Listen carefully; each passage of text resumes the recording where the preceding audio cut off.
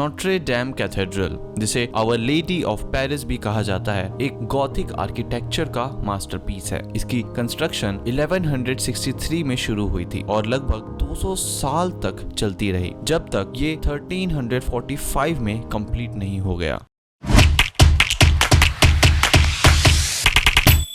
Cathedral का design और construction Gothic architecture के बेस्ट एग्जाम्पल्स में से एक माना जाता है, जिसमें पॉइंटेड आर्चेस, रिब वॉल्स और फ्लाइंग बटरेसेस जैसे एलिमेंट्स का यूज हुआ है। इसके ट्विन टावर्स और ग्रैंड फसाड पेरिस के स्काईलाइन का एक इंटीग्रल पार्ट हैं। नोट्रे डेम के अंदर स्टेप करते ही एक सेंस ऑफ ऑ और वंडर महसूस होता है। इसकी टावरिंग सीलिंग्स और स्टनिंग स्टेन्ड ग्लास विंडोज, जिसमें सबसे फेमस है रोज विंडोज, लाइट और कलर का एक मेस्मराइजिंग डिस्प्ले क्रिएट करते हैं। ये विंडोज बिब्लिकल स्टोरीज और सेंट्स के लाइफ सीन्स डिपिक्ट करते हैं, जो 13th सेंचुरी के आर्टिसंस के आर्टिस्टिक ब्रिलियंस का प्रदर्शन है। कैथेड्रल का ऑर्गन और बेल टावर्स भी इसके आर्किटेक्चरल ग्रैंडोर का हिस्सा है, जो विजिटर्स को एक डिवाइन ऑरा महसूस करवाते हैं। नोट्रे डेम न सिर्फ एक आर्किटेक्चरल मार्वल है, बल्कि एक हिस्टोरिकल लैंडमार्क भी है, जहां फ्रांस के कई इंपॉर्टेंट इवेंट्स हुए हैं। 1804 में यही वो जगह थी जहां नेपोलियन बोनापार्टे को एम्परर का क्राउन पहनाया गया था। ये कैथेड्रल फ्रेंच रिवॉल्यूशन के दौरान डैमेज हुई थी, लेकिन 19th सेंचुरी में इसकी एक्सटेंसिव रिस्टोरेशन हुई, जिससे आर्किटेक्ट यूजीन वायोलेटे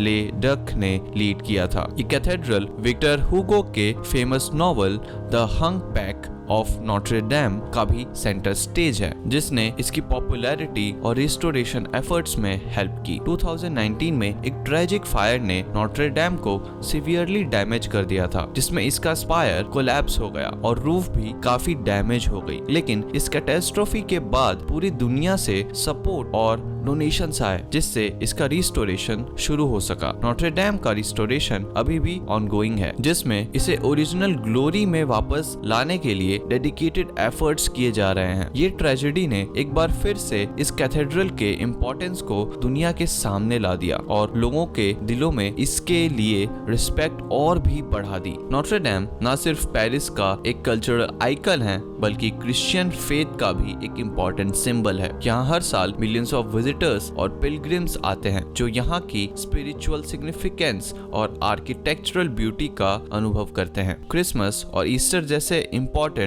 रिलीजियस इवेंट्स के दौरान ये कैथेड्रल पूरी तरह से अलाइव हो जाता है और इसका बेल टावर से आता हुआ साउंड पूरे पेरिस में गूंजता है।